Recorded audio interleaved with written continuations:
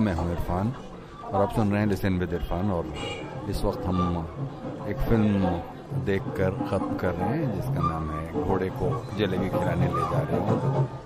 यहाँ पर फिल्म के डायरेक्टर और प्रोड्यूसर अनामिका अख्तर भी हैं।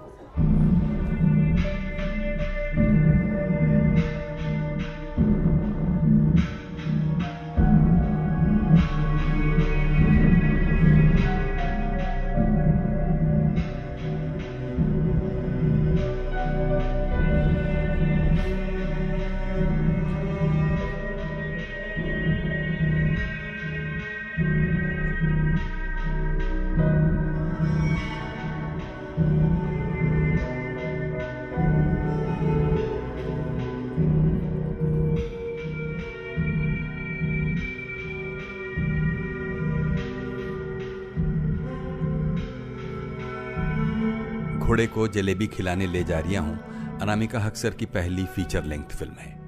और जैसा कि अक्सर देखा गया है कि निर्देशक अपनी पहली फिल्म में अपने सारे अरमान पिरो देता है। फिल्म का कोई कथानक नहीं है, कम से कम प्रचलित अर्थों में तो बिल्कुल भी नहीं है।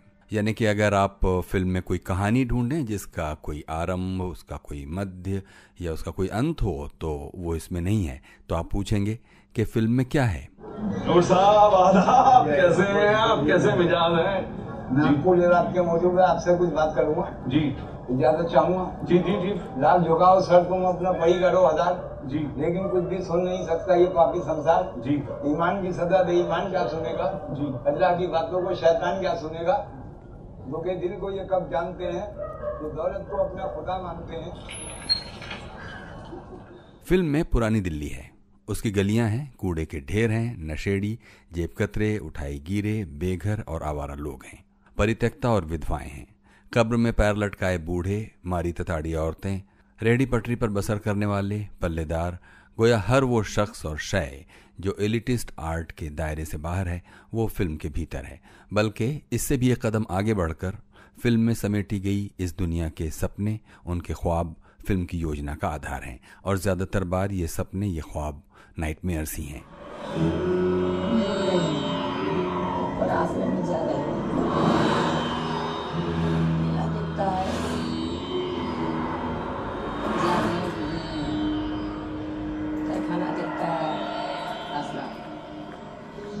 पानी सीख नाचे दिखता है, कब्रिस्तान दिखता है। फिल्म का एक पृथक और समानांतर संसार पुरानी दिल्ली के इतिहास, गौरव या कह सकते हैं झूठी शान के शामियाने की तरह ताना गया है, जिसके नीचे भूखे, उदास और निराश बैंड बाजे वाले एक ऐसी धुन बजा रहे हैं जो ढंग से न अतीत का कोई दस्तावेजी सुराग छोड़ती है, न वर्तमान की कोई टीस पैदा करती है। और ये प्रति संसार एक ढहती हुई सभ्यता की एक दूसरे को काटती हुई छवियों की शक्ल में सामने आता है। फिल्म की शुरुआत कम्युनिस्ट इंटरनेशनल की धुन से होती है और हम एनिमेटेड मैनर में एक मजदूर को एक विशाल विस्तृत लाल झंडा लिए हुए देखते हैं जो ताहद्दे नज़र शहर को अपनी आगोश में लिए हुए है, या कहिए दृश्य में आने वाली सभी बस्तियां उस लाल झंडे से आच्छादित हैं। एक लाल नदी गलियों, बाजारों, घरों, बस्तियों से निकलती हुई क्षितिज तक चली गई है।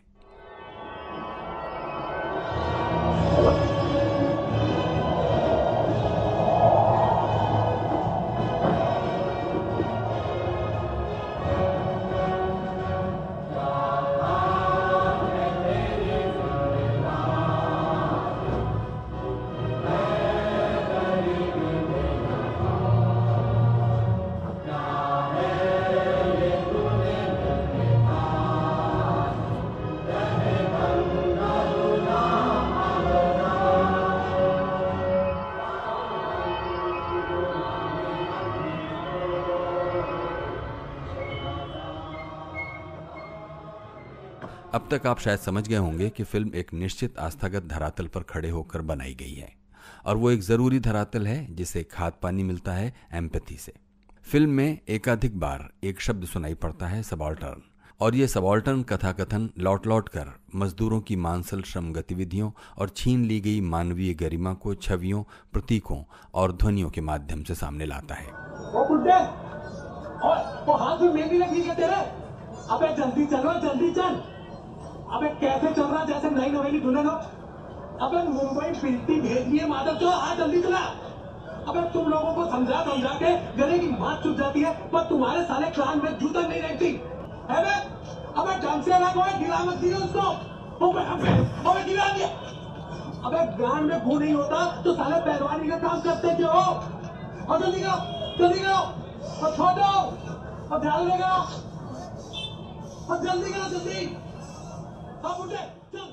पुरानी दिल्ली के जीवन का अभिन्न अंग होने के नाते ये बहुत स्वाभाविक था कि जामा मस्जिद, कुश्ती के अखाड़े, उनका सिग्नेचर साउंड, गलियों की आवाज़ें, खान पान, बोली भाषा, दरगाहें, कव्वालियाँ, पतंगबाजी, शादी ब्याह और बैंड बाजे, शेर व शायरी और दैनंदिन जीवन का नाटकीय व्यवहार फिल्म में आता, जो कि आया भी।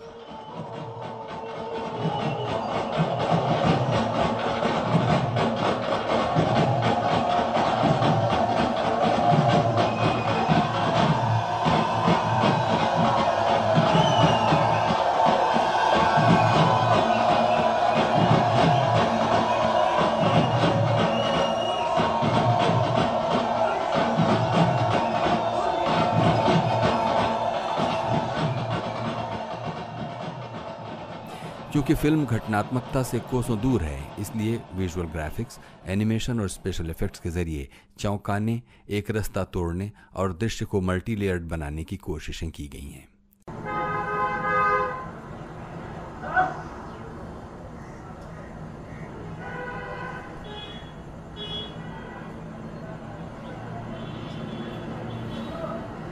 भोसड़ी वाले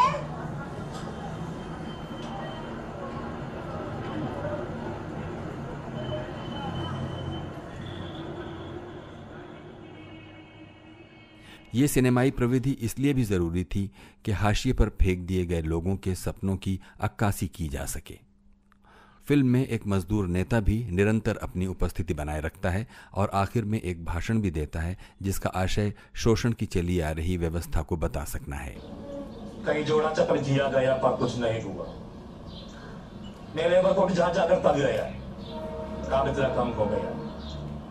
कोई इतना लंबी लड़ाई नहीं लड़ेगा, उल्टा अमीरूनी मालिक से कट लेकर मजदूरों से समझौता कराते थे।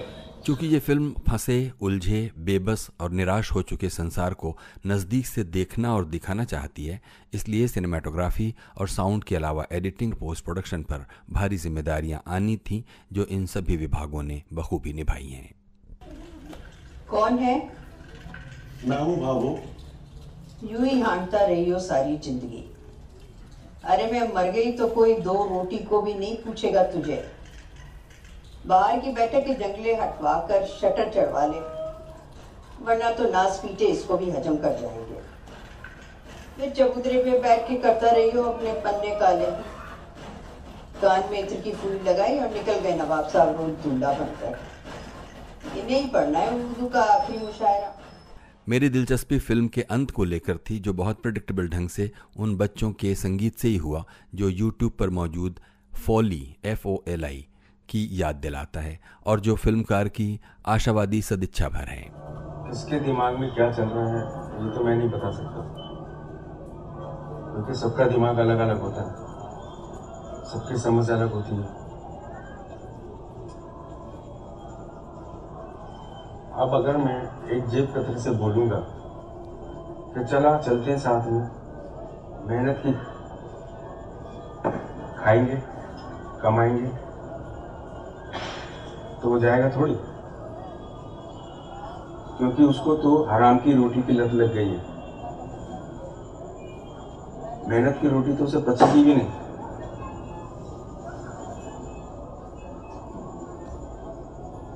इस जिंदगी में दो तरीके के रास्ते होते हैं, एक अच्छाई की तरफ जाता है जहां पे जिंदगी है, और एक बुराई की तरफ जाता है जहां पर मौत है। अगर अच्छे भले रास्ते पे चलेगा, मेहनत की खाएगा, तो शरीर से फल भी मीठा ही लगेगा, और अगर दूसरे रास्ते पर जाएगा, मौत की तरफ। अभिनेताओं ने बहुत मेहनत से अपनी भूमिकाएं निभाई। फिल्म में रघुबीर यादव भी हैं, जो इसलिए भी ज़रूरी थे कि पुरानी दिल्ली के फेरी वालों की बहुचर्चित स्टाइल को अपनी गायकी में पेश कर सकें। खुद रघुबीर यादव को ऐसा लगता है कि फिल्म के बीच बीच में उनका छिड़काव सा कर दिया गया है। बैक स्टेज के लोग जो थे, जो डायरेक्शन डिपार्टमेंट और कैमरा और ये, मैंने कहा इतना उन्होंने मेहनत की और ऐसी जगह पे शूट किया है। मैंने कहा मैं तो अपने आप को एक कलर की तरह समझ रहा था कि पेंटिंग चल रही है और मुझे कलर जहाँ जहाँ जरूरत थी छिड़क दिया गया है। तो मैंने कहा छिड़क दिया है, बाकी मुझे कोई नहीं है, मैंने कुछ नहीं किया है, इसमें बस एक कलर मैंने आपके हाथ में दे दिया था, आपने छिड़क दिया। बहुत सी बातें एक साथ कहने की लालच ने फिल्म को चमत्कारों का एल्बम जैसा बना दिया, जो शायद अगर सिर्फ सपनों की बुनियादी डिजाइन पर टिकी रहती तो कुछ और ही अनुभव पेश करती। तुझको खुदा कहूँ या खुदा को खुदा कहूँ, दोनों की शक्ल एक है, किसको खुदा कहूँ। तो संभल कर बैठना उसने लैला देखने वालों, तमाशा खुद न बन जाना तमाशा देखने वालों, तमाशा खुद न बन जाना तमाशा देखने वालों, तमाशा खुद न बन जाना तमाशा देखने वालों, तमाशा खुद न बन जाना तमाशा खुद न बन जाना तमाशा देखने वालों, तमाशा खुद न। फिल्म के नाम में एक विचित्रता जरूर है, लेकिन वो फिल्म को बता पाने में कुछ नया ऐड नहीं करता। सिर्फ पुरानी दिल्ली ही नहीं, देश और दुनिया की पुरानी बसाहटों में ऐसे उक्ति वैचित्र आम हैं जो किसी योजना या शीर्षक रचने की महत्वाकांक्षा से पैदा नहीं होते। हाँ, ऐसे फिक्रे एक समुदाय के सेंस ऑफ ह्यूमर को जरूर बताते हैं, जो रोजमर्रा की ऊब और जिंदगी के फालतूपने से बनता है, ताकि जीवन में थोड़ा स्वनिर्मित हास्य बना रहे।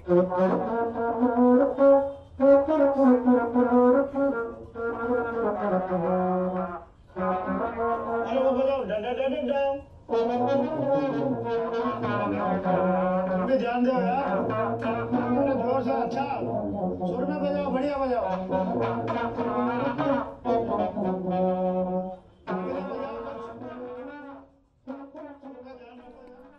फिल्म खत्म होने के बाद मेरे पास अवसाद से भरा एक बड़ा सा कैनवस है, जिसमें वैभवशाली अतीत का ढहता हुआ मलबा है, पूंजी की निर्ममता से गलियों में बजबजाता मवाद है, मानवीय गरिमा से अपदस्थ जीवित प्रेत हैं, अधूरी इच्छाओं के वो संकेत हैं जो कभी डिकोड नहीं किए जा सकेंगे। महानगर की लिप्सा से जन्मी और तंग अंधेरी गलियों में दम तोड़ती आस है, लिखित और मौखिक इतिहास है। इसमें उनके स्वप्नों की किरचें जगह जगह बिखरी हैं, जो नागरिकता के रजिस्टर में न कभी दर्ज थे और न कभी होंगे। ये एक नाउम्मीदी से भरी दुनिया है, जहाँ हर कोई अपनी पल भर की जिंदगी को बचा भर लेना चाहता है। बबाना गई काम करने के लिए, काम नहीं मिला, क्या करूं? दीवान बन के जाऊं, हसीन बन के जाऊं, हंसी मजाक करूं, उठा पटक करूं, क्या करूं? आज सारे मुझे चूसेगा, चूस के दिखा, ले मुझे काट के दिखा। आज साले मुझे चूसेगा, चूस के दिखा। आज साले मुझे चूसेगा, चूस के दिखा। ले काटेगा, ले काट के दिखा। आज साले मुझे चूसेगा, ले चूस के दिखा। ले काटेगा, ले मुझे। यही शायद फिल्मकार का अनुभव है, जिसमें उन्होंने दर्शक को शामिल करने के लिए अपना एक अलग फिल्म मुहावरा अपनाया है। मेरी बहुत अच्छी सहेली बार बार सपने में आती है। हम दोनों एक दूसरे की बाहों में लेटी हैं और बहुत खुश हैं।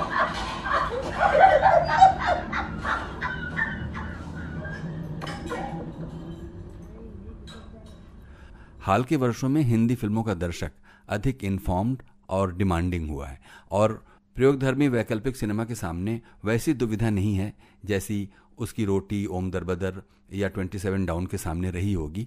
लेकिन आखिर में मैं ये ज़रूर कहना चाहूँगा कि नया अनुभव प्रस्तावित करते हुए फिल्मकार को भी ये चिंता रहनी चाहिए कि जिस सबाल्टर्न संसार में वो खिड़की खोल रहा है उसकी आँच से घबरा कर बजाय दर्शक को साथ ले चलने के खुद ही किसी फेस्टिवल की गली तो नहीं पकड़ रहा है।